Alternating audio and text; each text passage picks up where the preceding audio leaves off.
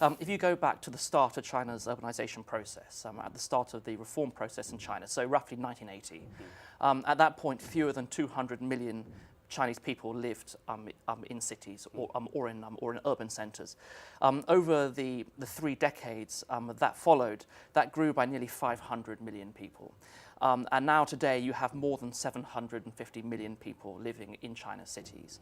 And as you say, that was a huge part of China's growth during the period. You know, over that 30-year period, China's economy grew by between 9 and 10% on average every year. And clearly they are very, very intimately linked. And you know, these numbers are awesome, they're mind-boggling, and you can absolutely say that urbanization is a part of China's kind of growth. Having said that, of course, yes, there are many flip sides, and you can talk about social problems, inequity, you can talk about environmental problems, you can talk about debt-fueled growth, you can talk about cultural destruction, you can talk about congested cities and unlivable cities. There are many, many points, but let me focus on 2. I think you can see urbanization as 2 sides of one coin. One is the human side of it, so we're talking about migration, really, from the farms into the city. And then the other side of the coin is the physical side, and that is the building of the cities in which these people are going to live. So to start with the human side, let's say China now has roughly 750 million people living in its cities. Of those, a third, roughly 250 million people, are classed as temporary citizens. So these are people who originated in the countryside, and their place of household residence is still in the countryside. That means that they are not entitled to urban benefits in the city. So if their children come with them, they can't go to school in most cases. If they get ill, they're not entitled to healthcare.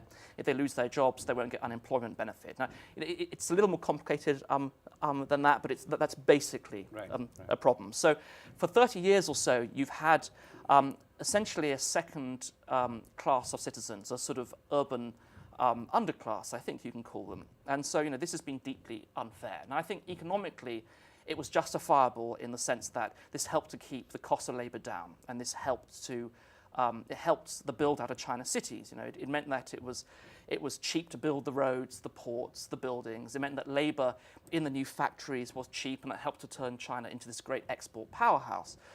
Of course, it was deeply unfair, and there were huge kind of social consequences from that. But economically, I think you could say it was justifiable. That in the last 5 years or so, I think, has changed. And so the problem now is that you have this sort of segregated community of migrant workers who live, if they're working in a factory, they will live in dormitories. If they're on the construction site, they will literally live next door in a tent. If they're service workers, they will sleep on the shop floor or in basements, or they'll live in urban slum villages. Now, there's this idea that China doesn't have slums. It does. They're not as big as slums here, but you know, it certainly does. And you know, apart from the social inequity of this, these people haven't been able to become real urbanites in any meaningful sense. And so you can say that a large chunk of China's urbanization is bogus. And at a time when China is slowing down, as you say, investment is slowing very, very rapidly in China, consumption needs to take over as the engine of growth. And if you have 1 in 3 people in China's cities who are stuck in these low-level jobs, who are essentially ghettoized, who save most of their income because they're terrified of getting ill, they're not going to spend anything. And so actually represses consumption as well. So there's now a good economic reason as well as a social reason for changing this system. And to be fair, the government has started to address that. And you know, after years of doing very, very little, the new government has put in place new policies, and we'll see how they work out. It's a little bit like the situation, I think, in India. They're talking the talk, and you know, we really have to see whether they'll actually deliver on those promises. So that's one side of the equation. I think on the other side is the huge physical waste has been a massive cost of urbanization. One of the major problems here is simply waste of land. China, very like India, has a massive population, but its land resource is much smaller than the size of its population.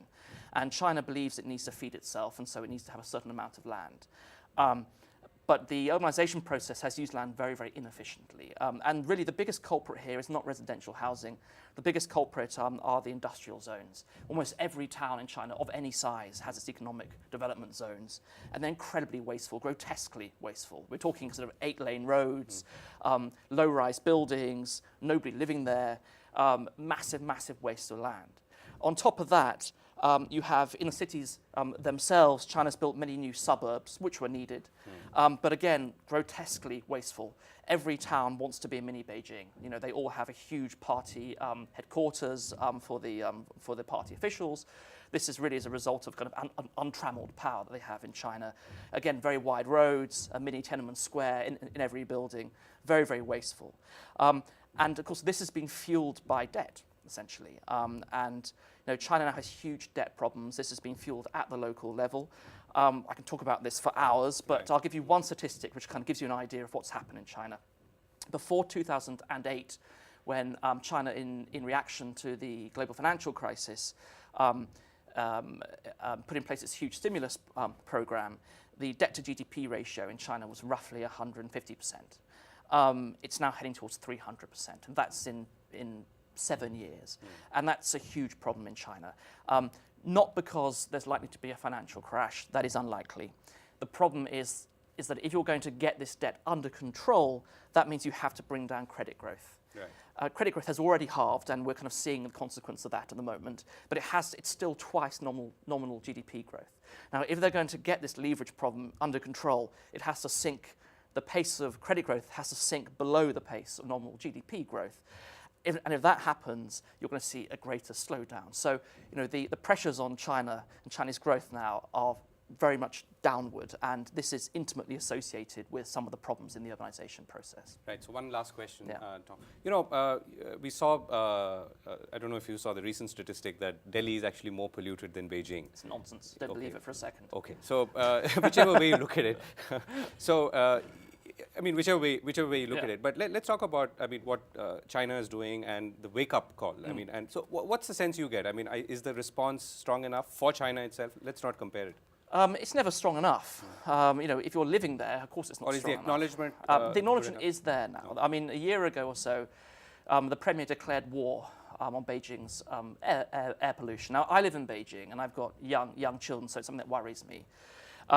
And the focus of the global media tends to be in Beijing because I'm an ex-journalist, you know, we all live there. So obviously that's where the focus is. But now, since the middle class grew in China, since people got to a position in life where, you know, they're reasonably comfortable, they started to worry about their lives and quality of life and livability. And this is now an issue across the whole of China, particularly in northern China, but also there are other places like Chengdu, for example, in western China is also very, very polluted. And there's a huge public pressure now to do something. And so, you know, China's leaders may not be elected, but they're still accountable to the people. And yes, they are serious about it. And for example, in the province that rings Beijing, Hebei province, where I can't remember whether it's a quarter, whether it's half of the world's steel is produced in this. I think it's a quarter of the world's steel is produced in this one province of China. It's completely nuts. You know, they've started to close the worst polluting factories. Unfortunately, some of that capacity has now shifted further south. But you know, they are taking it seriously. We saw recently this documentary about pollution in China, which went viral. Seen by 200 million people. You can't get it anymore. But the point is that would not have been allowed to be put out there unless somebody very high up in the government let it happen. You know, China's a very controlled society. And yes, the leaders are serious, but of course getting this under control is so difficult, and it'll take years. But the process has started. And that's good news. Tom, thank you very much for speaking with us. Thank you.